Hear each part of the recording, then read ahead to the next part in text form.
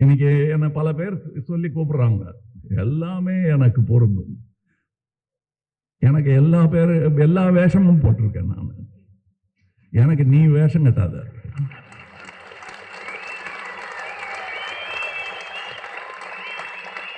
நான் வேஷம் கட்ட சொல்லி டைரக்டும் பண்ணிருக்கேன்.